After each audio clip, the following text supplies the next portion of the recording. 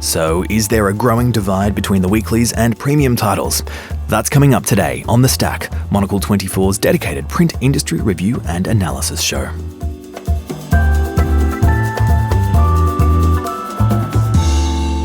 Hello and welcome to The Stack with me, Ben Rylan, sitting in for Tyler Brûlé this week. I'm joined today by someone who really knows his magazines. He's the man behind the world's largest collection of them, James Hyman from the Hyman Archive. Welcome to The Stack. Now, I want to spend some time talking about premium titles today because, as we know, 2015 was another great year for the print industry. We saw some excellent new titles popping up, James, but we also saw another year of struggle for some of the world's better-known weekly titles. First, perhaps, just explain to us your perception of what a premium title actually is. I mean, to me, a premium magazine is something that you really do cherish, almost collect, merging almost to like a coffee book table. I mean, I even just today on the way here popped into a regular haunt, Wardour News, picked up some ones like Martha Journal, Union. They are books. You know, they are hardback. They've really got rich content that you're not going to find easily online. You want that material. It's niche, it's tailored, it's well curated. You know, the digital revolution's made objects far more special and valuable. You think about it as well. Basically, producing a magazine is expensive. You know, going around, the photo shoots, the content, putting everything together, compared to a quick tweet, a quick message on Facebook. So premium really is a physical thing that has rich content. Now, premium magazines are something that we're seeing a lot more of now. And obviously us here at The Stack, we get lots of premium magazines and lots of magazines of all types that come across our desks quite often. Now, that does lead me to think that we are actually now living in what could be called a golden age for publishing. It's a very positive news story. But then the flip side of that is that when we look at some of the more prestigious news weeklies that have been around for generations, they're still struggling. So why do you think that there is this golden age, but then also this sort of what a lot of people call the deterioration of the print industry happening simultaneously? Again, I mean, I think that there's so much online now. I mean, I was comparing it to, it's almost like, you know, when you go to those restaurants, you see the plastic food in there. It's that you're not going to get that plastic food. That's what you get almost digitally.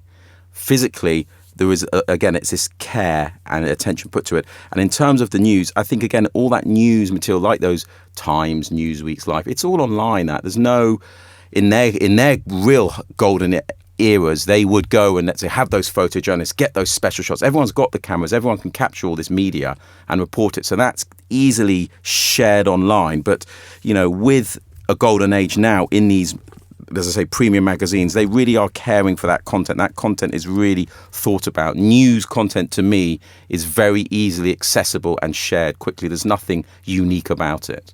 So if, as you say, that news is very accessible now, which as far as the flow of communication goes, that's got to be a positive thing.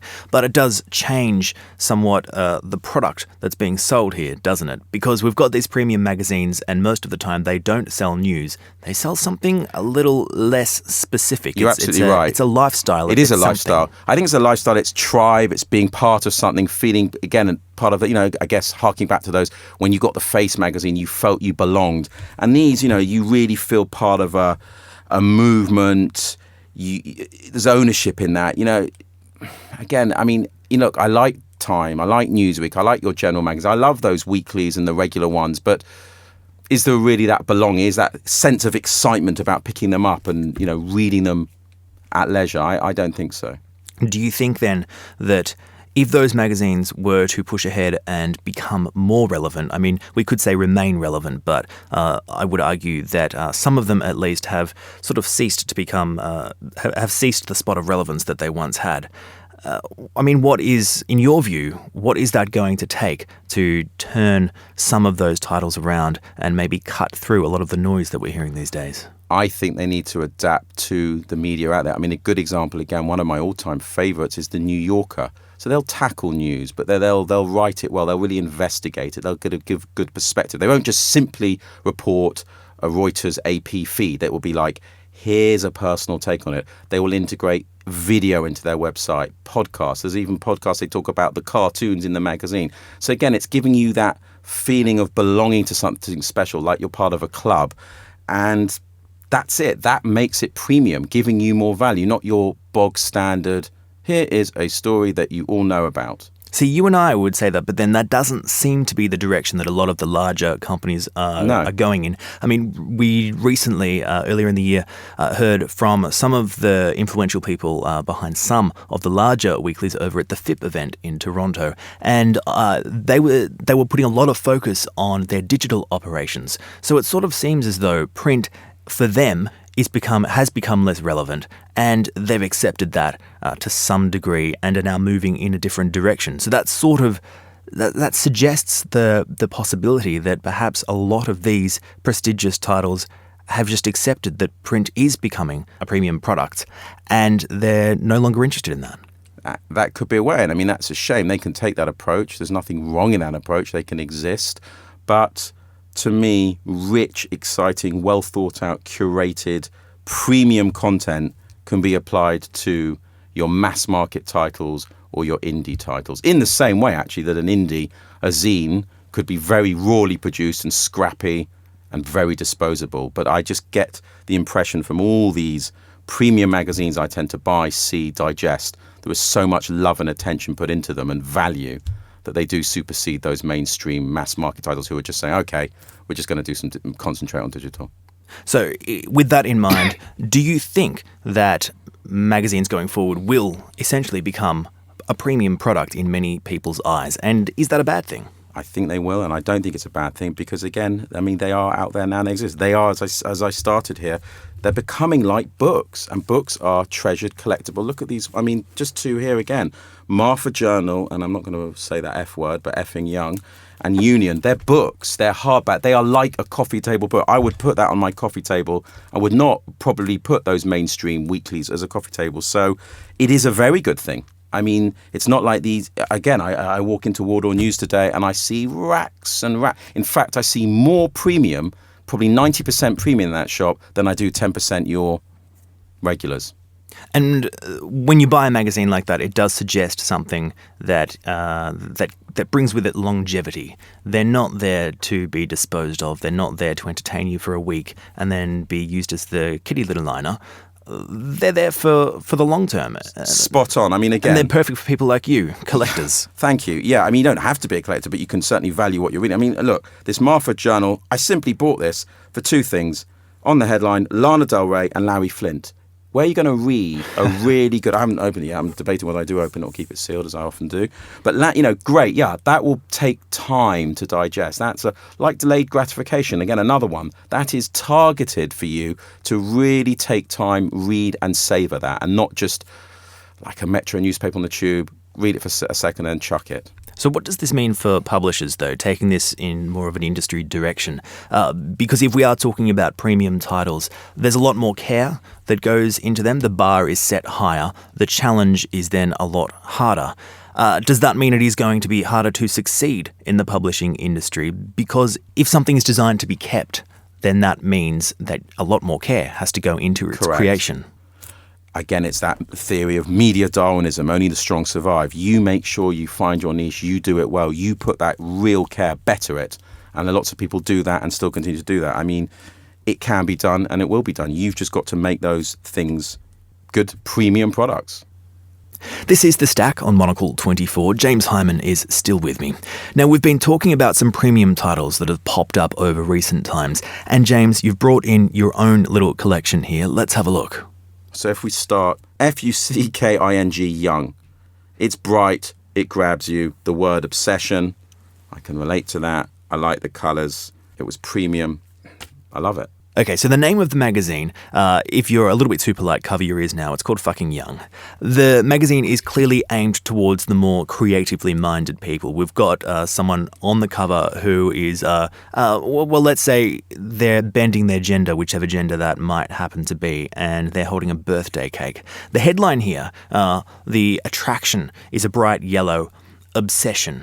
Now, that, of course, would speak to you, James.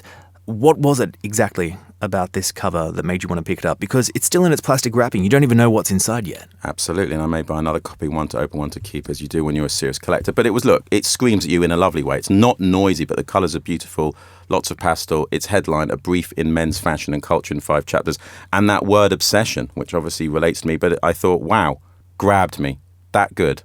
Now, let's go through the other titles that you've brought in as well. And as you were saying before, a lot of them do seem more like books than magazines. And I don't think that would be any more true than in the case of Union, that other title you've got in front of you now. That literally, for a second, I'm like, is that a book or a magazine? So here, it's just Fine Things Remain Timeless, very pertinent to what we're talking about. As moments elude us, the universal charm of truly the beautiful and exquisite will always entice. Timeless beauty is our essence and eternal philosophy. Nice poetic words to possibly sum up. Again, a magazine book. A hardcover magazine. I just do not know, presented. But beautifully created. We've got time for a few more. What's this one? So again, I actually bought this. I mean, lovely image on the front of 3 ladies kind of posing and doing yoga in the sun. But I actually just bought it for 2 headline contents of this. Lana Del Rey, intriguing singer, and Larry Flynt, of course, who was a magazine publisher in his own right for Hustler. So this, of course, is another hardcover magazine, Martha Journal. Tell me, what is the overall premise for this magazine? Because you were just saying before about how it is important for magazines now to be quite specific in what they're offering, whether it's a lifestyle, whether it's an overall brand, whether it's some sort of club that you want to belong to. That essence of wanting to belong to whatever the magazine is setting out to sell to you, that is important. What do you think this magazine is trying to lure you in with? Its tagline is, in it together experience, and I'm definitely part of a good in it together experience. If you've got something that's talking about Ozzy Osbourne, Larry Flynt, and Lana Del Rey, and looks good and feels good, you can tell these people know their onions. So I'm sold. You've got 2 more titles. Let's race through them quickly. Very quickly. This one is not so much a book, but premium. It costs £10. Gym Class, with a beautiful sketch there of Anna Wintour. Anna Wintour on the front. That's what got me. I thought they've done a nice little illustration here. It's all predominantly black and white. There's tons of kind of illustrations of New York Magazine. And I mean, what's your gut when I'm just flicking through that? A magazine inside a magazine. Absolutely. And one more. Last one here is Flow. Its headline, again, got me. A magazine for paper lovers. Well, we love the physical. I love the artifact. Made for us right here at the Stack. There clearly. You go. So that got me. Lovely little illustration of a beautiful girl with rosy cheeks. Reminds me of my wife. Now, of course, the subject of being a paper lover might, to some, come across as quite niche. But just that in particular is something that you could never get across online. You can't. And in fact, in this thing, when I flick through, these kind of little fold-outs and personal timelines, and they're actually intricately woven nice little fold-outs in this magazine, and real, great, you can hear that noise there, the card, the paper they've done on it. You cannot ever get that online. James Hyman from the Hyman Archive, the world's largest collection of magazines. Thanks very much for joining me today on The Stack.